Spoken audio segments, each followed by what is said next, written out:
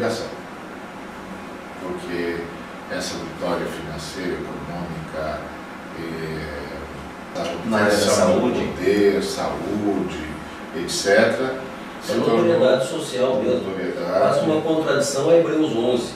Hebreus 11, a Galeria dos Heróis da Fé, mostra uma série de homens, de heróis, que não experimentaram vitória social nesse aspecto. No entanto, a Bíblia os coloca. Eram, inclusive, discretos que viveram nos bastidores.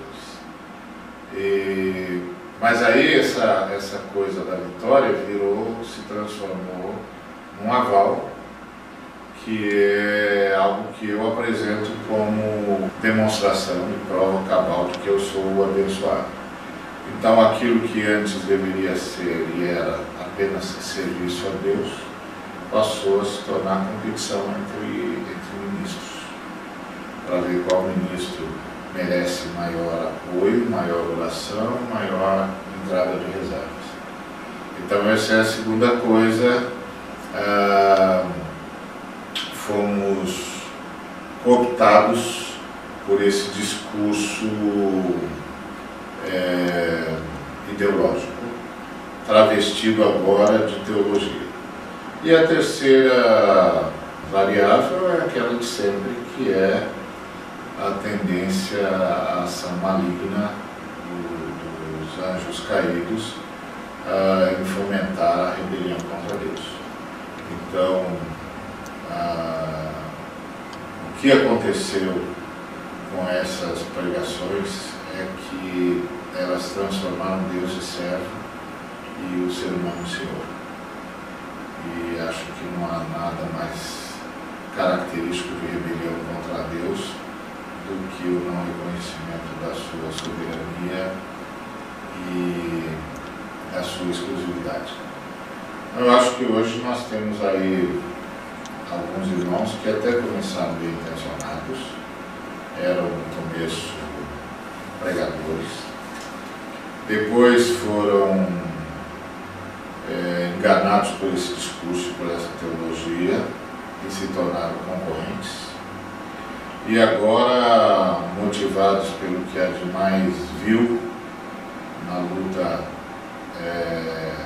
pelo poder e pela fama, pela notoriedade entre os seres humanos, se tornaram predadores. Inimigos. Porque são inimigos entre si e predadores do povo. Porque Deus vira servo e o povo vira massa de manobra. Mas se é assim, eu estou me lembrando quando o senhor vai dizendo que eu sou do interior. E lá no interior nós temos expressões engraçadas, interessantes. E lá no interior a gente achava o seguinte, que o mundo chegaria dias em que o mundo entraria na igreja. Para nós o mundo entrar na igreja tinham outras nuances. Parece que o senhor enxerga o mundo entrando na igreja de outra forma. O mundo entrando na igreja não é propriamente dito um aparelho televisivo, o mundo entrando na igreja não é propriamente dito a utilização de um rádio, os usos e costumes que a gente está. Parece que o mundo adentrou na igreja por outras portas.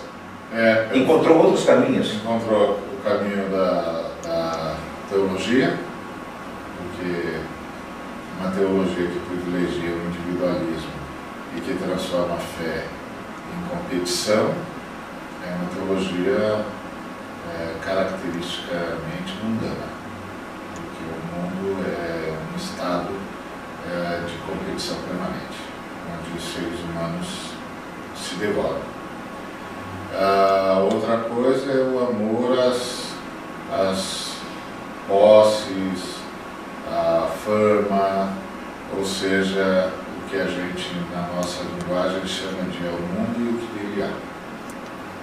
Então, a gente que devia ser o grande profeta denunciando ao mundo essa sua idolatria, esse seu apego ao que é material, à acumulação, em detrimento do progresso humano, inclusive condenando milhões de seres humanos à fome, para que poucos possam ter tudo o que sonham. A gente que devia ser o profeta que denuncia isso como um pecado gravíssimo, começa a não só querer isso também, como a dizer que é a vontade de Deus. E isso é extremamente complicado, porque você vive num ambiente de recursos escassos. Então, para que eu possa ter tudo que eu gostaria de ter, alguém não terá acesso a nada, porque tudo vai estar comigo. E isso é a negação da fé cristã, é a negação da pregação evangélica. E então isso é muito complicado. Então, na minha opinião, é verdade. O mundo entrou na igreja, mas entrou por meio da filosofia, transformando a nossa teologia num eco de uma filosofia humanista, no pior sentido do termo, triunfalista e individualista. E a gente vê, talvez, como resultado disso, que nunca se disse, pelo menos em números, a quantidade de evangélicos que tem no Brasil. E nem por isso a gente conseguiu avanços éticos, avanços morais. Nós temos, assim, cansado de ver slogans espalhados pela cidade. Essa cidade pertence ao Senhor Jesus, mas a gente não vê se desdobrar em prática, em praxe.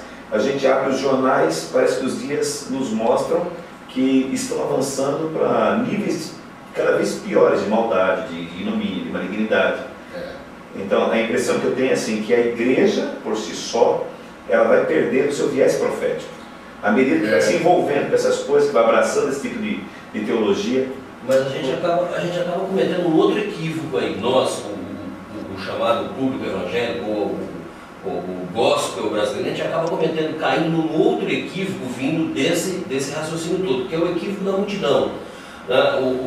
A pregação de hoje, o ministério de hoje, a gente sempre busca congregar multidões. Aí me vem a pergunta também, eu até gostaria de saber a sua opinião.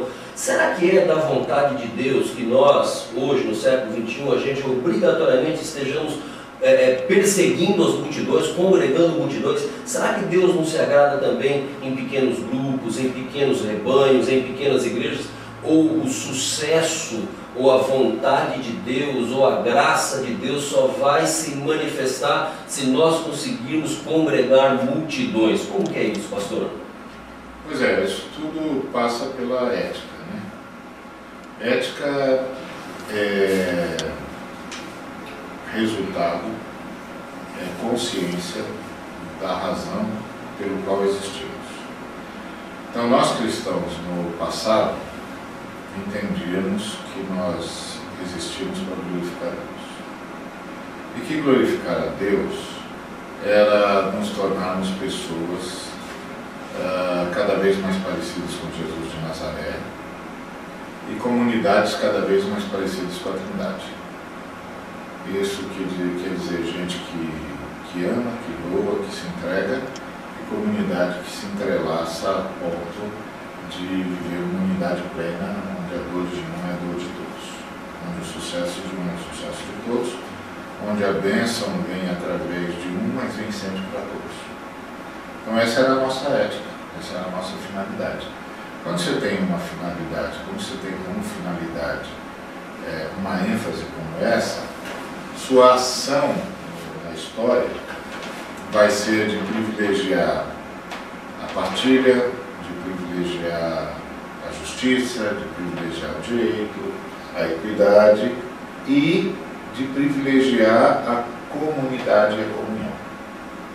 Quando você privilegia a comunidade e a comunhão, você privilegia necessariamente grupos onde os seres humanos não sejam ilhas isoladas no meio de uma multidão. Mas quando a sua ética muda e ela passa a ser ter tudo o que acha que Deus deveria dar para si, possuir tudo o que gostaria de possuir, a ética muda, né? Tudo agora tem que ser grandiloquente, nada é mais grandiloquente do que uma multidão. Agora, Deus é contra então igrejas grandes, etc. Não necessariamente. Porque a gente aprende com o próprio Jesus, quando ele está lá em Betsaida, ele vai para Betsaida para descansar, chega lá e encontra uma multidão. Tem 5.000 homens, mais mulheres e crianças. Você tem aí, sei lá, 10, 12 mil pessoas. Perfeito. E aí Jesus começa a ensinar esse povo, e o último ato de ensino de Jesus é levar esse povo a se separar em grupos de 50. Então Jesus fez um grande milagre social. Ele pegou uma multidão e transformou numa reunião de comunidades. Se a gente souber fazer isso, não tem problema em ter uma igreja grande, uma grande celebração, desde que fique claro que aquela celebração não é a reunião de uma multidão, mas é a congregação de várias comunidades que vieram adorar juntos. Como Jesus fez lá, ele